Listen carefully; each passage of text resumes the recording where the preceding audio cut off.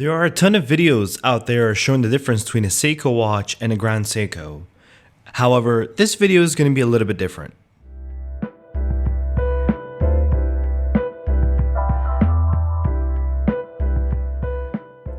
I am the local watch guy, and I just want to say don't forget to subscribe and hit that bell icon to stay tuned for more content. Enjoy. Now, the differences between a standard Seiko watch, shown here as the SKX007, and the Grand Seiko Snowflake SBGA211 are extensive. I want to compare a modified Seiko to a Grand Seiko Snowflake. I haven't seen a video doing the comparisons and differences between them, but I just want to say that I own both of these watches and I love them both equally. And this video is more informative rather than a rant or hate to either of these watches or specific details and whatnot. I'm just simply nitpicking and giving you my honest opinion on both of these watches. First, we'll start with the Seiko SKX diver watch. Now, this watch is a diver watch, hence the name, and is water resistant up to 200 meters. As you can see, it says there in the orange font. Has the day and date function, so this has the Arabic and the English days. It shows it here if I pop the screw out. So if I move it backwards, see, it will change it. So it says Monday in English, and then it says in Arabic, and Tuesday in English, and then Tuesday in Arabic, and Wednesday in English, and you get the idea. So it is a very cool and interesting feature. So the Seiko, as you may know, is a very affordable watch. They go around for, if I'm not mistaken, around $300.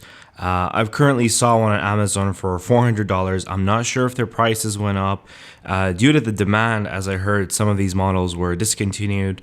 Again, correct me if I'm wrong on this opinion, but it is an absolutely beautiful watch. So let me start with the modifications that I had on the watch. So I replaced the stock bracelet with the Uncle Seiko President or Presidential bracelet.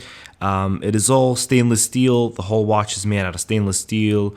Way heavier than the stock bracelet. However, it gives you that solid feel when you wear it. I did not like the rattly feel of the stock bracelet, which was the Jubilee-like.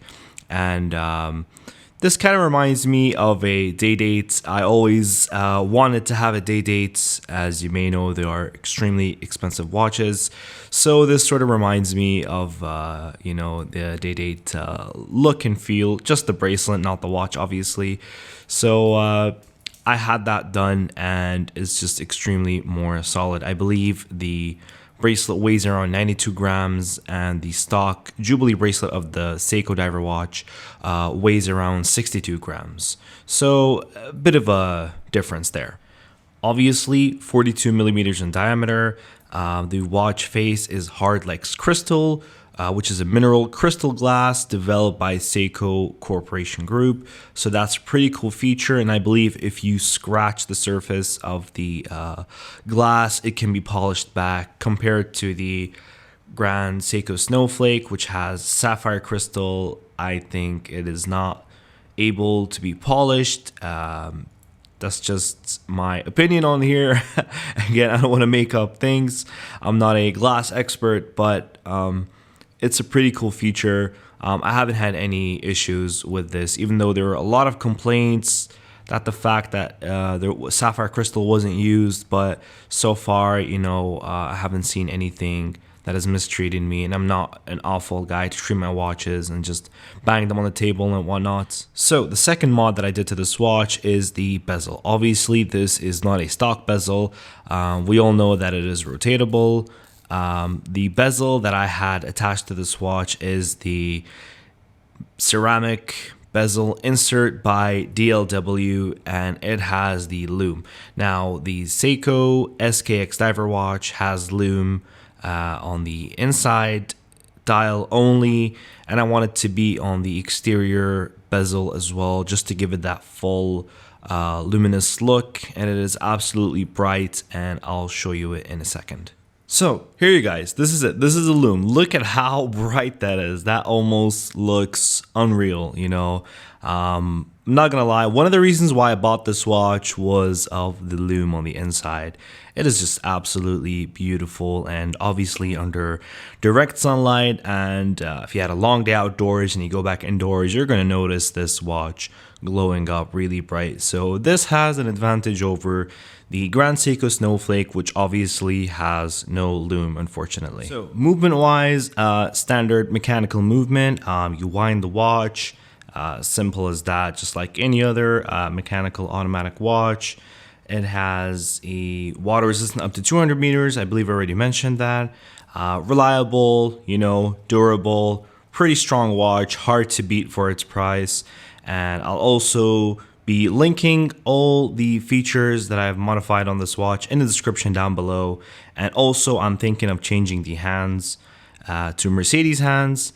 Just let me know if there are any other cool things to mod this watch. This is just one of my watches that I love modifying, and is the only watch I have that I will customize, as none of the watches that I own are actually customized. They're all just stock as they are, but this one to me is an exception, and I really like to have fun with it and just see the capabilities of the Seiko mod kind of world, you know. So in total, the bracelet was around $74, the watch was $314, and that was around 2019 or 2020, I believe, which I got. I think it's 2019. I got it a while ago, so I'm not really sure of the date exactly.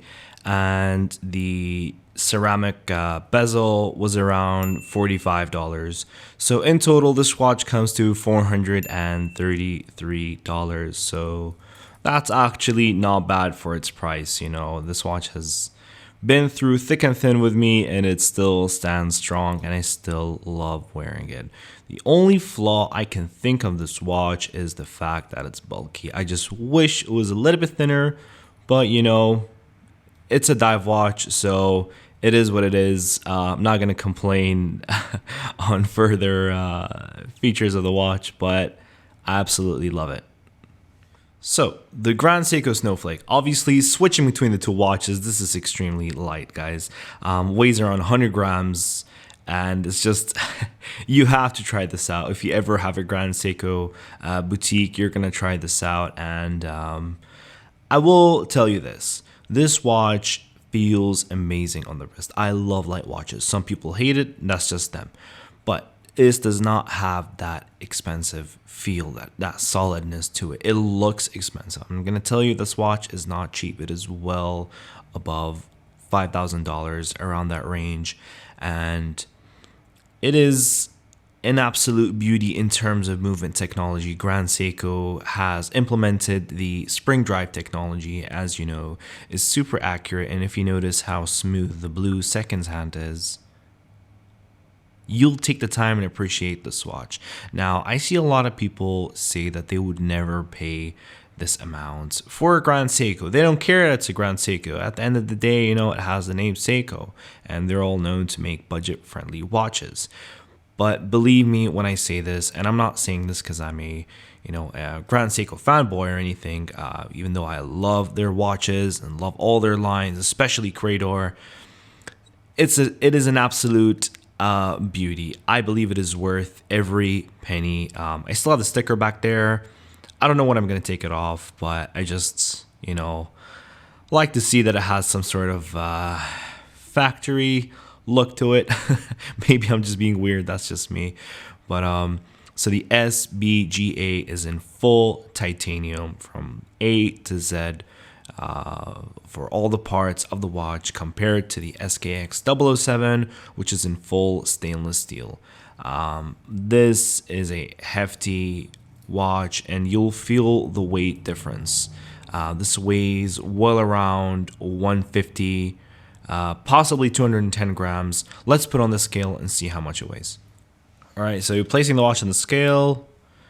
As I guessed, I said 150. It is actually 169 grams, so a bit of a hefty difference. And putting the Grand Seiko on the scale, you see that it will weigh around 100. 98. All right, so last time I weighed it was 100 grams, but 98, come on guys, that is extremely light. And obviously, Grand Seiko claimed that they use high intensity titanium to produce this watch. As you know, it is 41 millimeters in diameter. It has a dual curved sapphire crystal, both on the watch face and the open case back. And we all know that sapphire crystal is scratch resistant. So this has the power reserve indicator, and it basically shows you how much power reserve is left in the watch. So if it's facing down now and it's linear, so that shows that the watch is fully charged. And obviously this watch does not have a power reserve indicator. No open case back as well. So you can see it's just a picture, and this has the open case back. But nevertheless, they are both beauties, both Japanese masterpieces, and you cannot miss them. If you ever get a chance to try these watches and look at them in person, believe me, you will not regret it. That is all for today, guys. If you have enjoyed this video, please give it a thumbs up. Don't forget to subscribe and hit the bell icon to stay tuned for more content that I upload. Let me know what your thoughts are on the Grand Seiko and the SKX, and tell me, is the Grand Seiko worth its high price? And is the SKX worth its aftermarket value? Let me know your thoughts around this watch down in the comments below. I'll see you guys soon, and take care.